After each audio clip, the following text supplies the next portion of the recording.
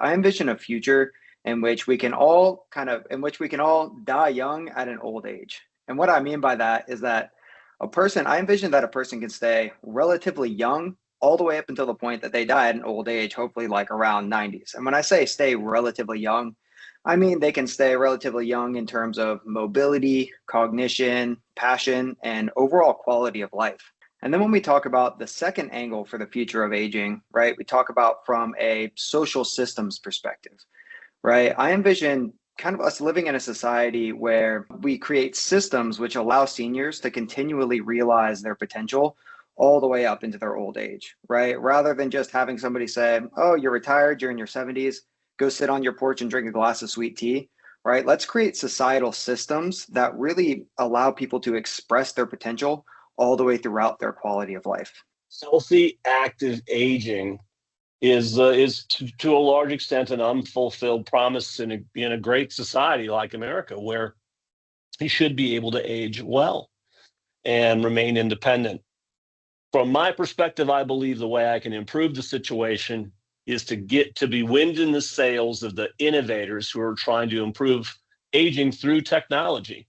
And we do that by convening in-person meetups of all sorts across the US. We'll host 60 events this year, where we'll put all those people you listed in the room and let the magic happen. In general, we think we can change the game by providing innovators with greater access to capital, customers, content, and community. I think the work you're doing is critically important and focused on a really exciting area now too. When we think about the words, longevity, that's a longevity economy now. Just, it's defined as its own field, and people are coming at it again with different perspectives, just as we've talked about in the opening comments around what's the definition of age tech and how do we think about the word longevity.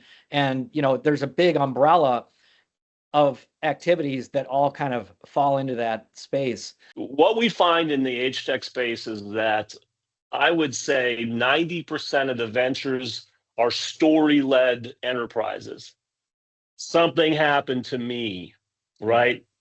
Maybe I'm a tech entrepreneur, maybe I want to be one, but I've been propelled into this missionally. Great, love it.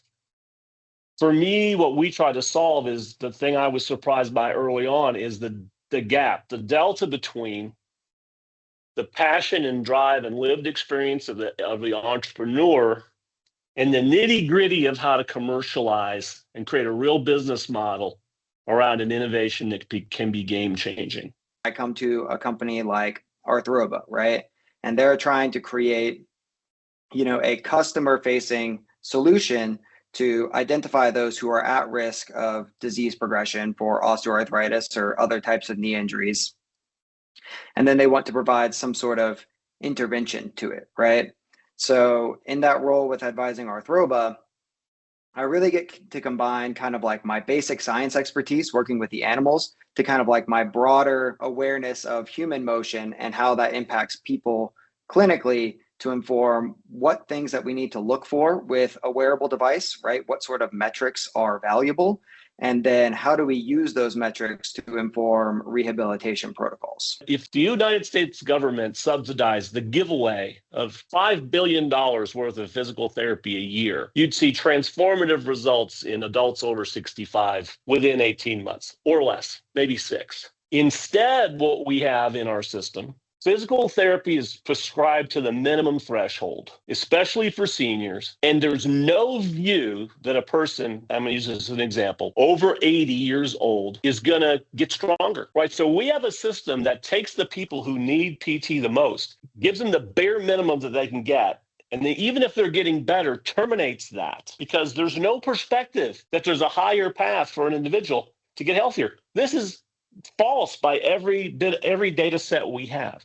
You can get stronger at any age, at any starting point. So to be able to democratize and make more affordable, make more portable, and make cheaper and easier to have, and more of it, and gamify it so people will do it, mobility is everything, right? I mean, cognition, mobility. If you can think, and you can move, you can thrive. Get out there and get to know your audience. And if you're in age tech, that audience is old people.